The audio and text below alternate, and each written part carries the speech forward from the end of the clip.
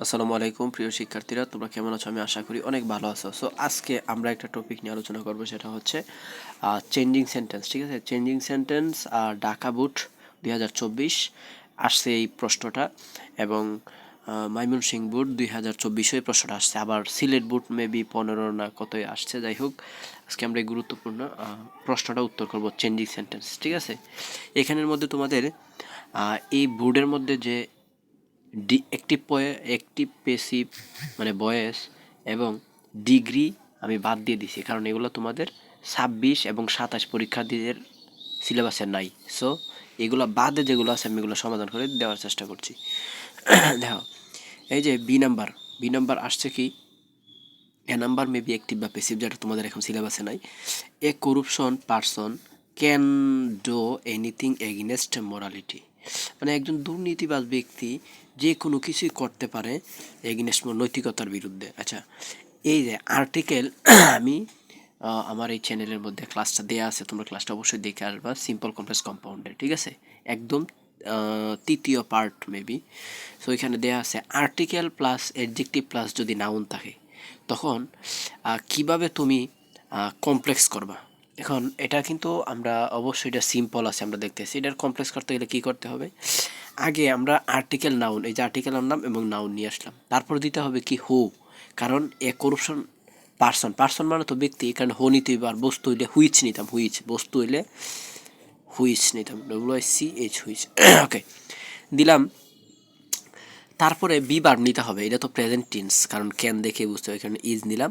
তারপরে দিতে হবে অ্যাডজেক্টিভ, এটা নিলাম অ্যাডজেক্টিভ। ঠিক আছে, তারপরে বাকি অংশ বসাই দিয়েছি, শেষ। আচ্ছা দেখো, ইন্টারগেটিভ করতে হবে। তো ইন্টারগেটিভ করার ক্ষেত্রে কীভাবে করতে হবে, এটা হচ্ছে একটা অ্যাসার্টিভ বাক্য। ইন্টারগেটিভ করার সময় যদি এভরিবডি অথবা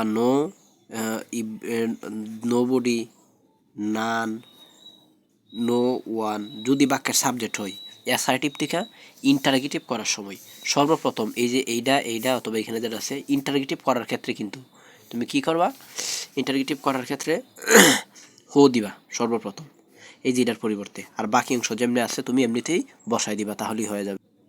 শেষে প্রশ্নবোধক চিহ্ন দিলে কিন্তু হয়ে যাবে। আচ্ছা, এরপরটা দেখো কি বলছে।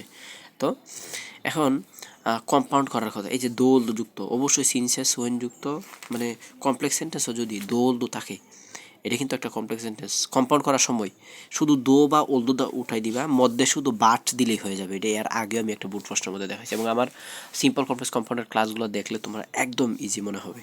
তো তোমাদের যদি একটু উপকার আসে, অবশ্যই লাইক বা কমেন্ট করে রাখবা পরবর্তী গুরুত্বপূর্ণ ভিডিওর জন্য। সো আসলে আমরা দোল দু উঠাই দিই, দিয়া বাকি অংশ বসাই, প্রথম ক্লোজ, পরে কমা উঠায় বাট দিব, পরে বাকি অংশ বসাই দিলে হয়ে যাবে।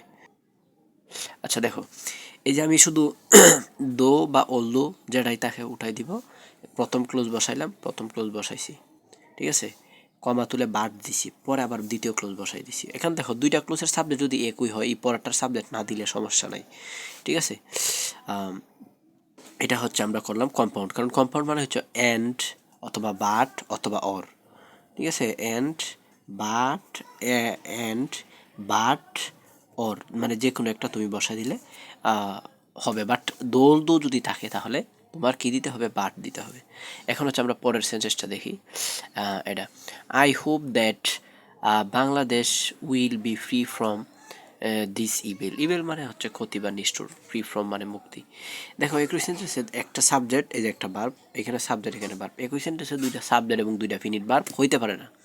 তো এটার আমরা কী বানাইতে হবে, এটার আমরা সিম্পল বানাইতে হবে। সিম্পল মানে তো আমরা জানি একটা সিম্পল সেন্টেন্সে একটা সাবজেক্ট এবং একটা ভার্ব থাকে।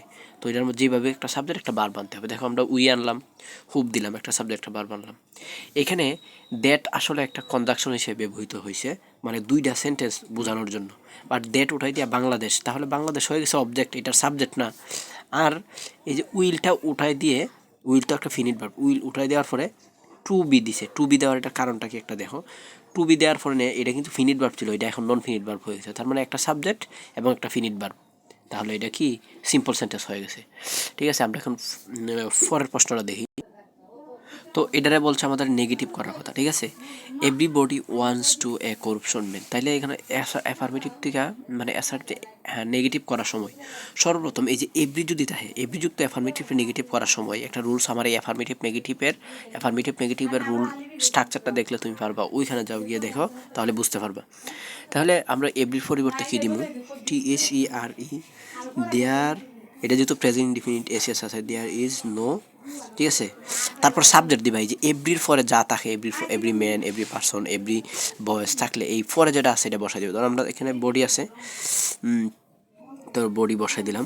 তারপরে দেখো এভরি যুক্ত অ্যাফার্মেটিভ নেগেটিভ করার সময় দেয়ার ইজ নো অথবা দেয়ার ওয়াজ নো, এটা যেহেতু প্রেজেন্ট টেন্স, যেহেতু প্রেজেন্ট টেন্স এখানে ইজ দিলাম, ফার্স্ট টেন্সে ওয়াজ দিলাম, আর নো ঠিক থাকবে। তাহলে এভরি ফরে সাবজেক্ট বসাইতে হবে, পরে দিতে হবে তোমার বাট। তুমি যদি আমার অ্যাফার্মেটিভ নেগেটিভ রুলসটা দেখো, তোমার আমি করতে হবে না, তুমি নিজেই পারবা এটা অবশ্যই। নিচে ক্লাসগুলো আছে, স্ক্রল করে গিয়ে দেখে আসবা। তারপরে দেখো বাট বসাইলাম, তারপরে বাকি অংশ বসাই দিবা, ঠিক আছে। এই তো আমরা করে ফেললাম, বাকি অংশ বসাই দিয়ে দিলাম, হয়ে গেছে কিন্তু, ঠিক আছে। আচ্ছা, এখন একটা জিনিস খেয়াল করো এখানে, এটা হচ্ছে এটা বলছে a corrupted man leads a very unhappy life, তাইলে এটার বলছে এক্সক্লেমেটিভ। আমরা জানি এক্সক্লেমেটিভ মানে কি, হোয়াট অথবা হাউ, হোয়াট অথবা হাউ কী করতে হবে, নিয়ে আসতে হবে, হোয়াট অথবা হাউ। তাহলে এখানে কী নিয়ম আমরা জানি, এ বিরি অ্যাসার্টিভ যে এক্সক্লেমেটরি নিয়ম রুলসগুলো আছে, মাত্র 3টা বা 4টা রুল দেখলে তোমার অ্যাসার্টিভ এক্সক্লেমেটরি থেকে অ্যাসার্টিভ 2টা প্রশ্ন তোমাদের বোর্ড পরীক্ষাতে এবং স্কুলের টেস্ট পরীক্ষাতে থাকবেই। তো ওইখানে ভালো আনসার, ভালো উত্তর করতে গেলে অবশ্যই ওই ক্লাসটা দেখে আসবা, ঠিক আছে। থাম্বনেইল দেখবা অ্যাসার্টিভ টু এক্সক্লেমেটরি আছে। তো আগে কী করতে হবে, এবিডি বা এ গ্রেড থাকলে ওয়ার্ড দিতে হবে, তারপরে এবিডি বা এ গ্রেডের পরের অংশ বসাই দিবা। তো আগে এ বিডি বা গ্রেটের পরিবর্তে ওয়াট দিলাম, তারপর এ বা এন যেটা আছে এটা বসা দিবা। এখানে কিন্তু এ দিছে, বাট এখানে এটা হবে না, কারণ এখানে কী হবে, এন দিতে হবে। তোমরা সুন্দর করে লিখো পরীক্ষার খাতার মধ্যে, কারণ আগে এটার আগে বাউল আছে, এখানে এন দিতে হবে। তারপরে দেখো পরে যে সাবজেক্ট আছে, এই যে করপশন ম্যান, এটা বসাইবা সাবজেক্টটা। দেখো আগে আমরা কি দিছি, ওয়াট দিলাম এবিডি পাওয়ার পরে, পরে এবিডি বা গ্রেটের পরের অংশ বসাইছি, সব ক্ষেত্রে সেম। পরে সাবজেক্ট বসাইছি করুপ্টেড ম্যান, তারপর বসাইছি বারবার, শেষে এক্সক্লেমেশন চিহ্নটা ওই যে দিয়ে দিবে, একটা টান দিয়া এবার একটা ফুটা। আচ্ছা, এখন আমরা দেখো এটার বলছে কি অ্যাসার্টিভ করার কথা, তাইলে লেটাস অল ওয়ার্ক, লেট দ্বারা শুরু হয়, তারপর ইম্পারেটিভ সেন্টেন্স। তাহলে এটার মধ্যে দেখো এই যে অবজেক্ট আস আছে, যেহেতু লেটের পরে যেটা অবজেক্ট থাকবে এটার সাবজেক্ট নিবে আগে। তো ওই যে এটার অবজেক্টটা সাবজেক্ট নিলাম, এখন লেট উঠে যাবে, অবশ্যই শর্ট দিবা, SHOULD, শর্ট দিতে হবে, লেট দ্বারা শুরু হলে শর্টটা তুমি দিয়ে দিবা। তারপর বাকি অংশ বসাই দিবা, WORK, ওয়ার্ক, শেষ হয়ে গেছে। তার মানে লেটের পরে যে সাবজেক্ট থাকবে, এই সাবজেক্টটা মানে আসার সাবজেক্ট হচ্ছে উই, আর লেট উঠাই দিয়া শর্ট দিয়া বাকি অংশ বসাই দিবা, এটা কিন্তু অ্যাসার্টিভ হয়েছে। তার মানে অ্যাসার্টিভ সেন্টেন্স আমরা চিনি কি, সাবজেক্ট ভার্ব তারপর বাকি অংশ। আমি আশা করি তোমরা বুঝতে পারছো। এখন তোমাদের কাজ হচ্ছে আমাদের ক্লাসগুলা যদি একটু উপকারে আসে, অবশ্যই একটা সুন্দর একটা কমেন্ট করবা আর একটা লাইক করবা, আর কিছু লাগবে না। আর জাস্ট পরবর্তী কোন বোর্ড কোন ক্লাস চাও অবশ্যই কমেন্ট করবা।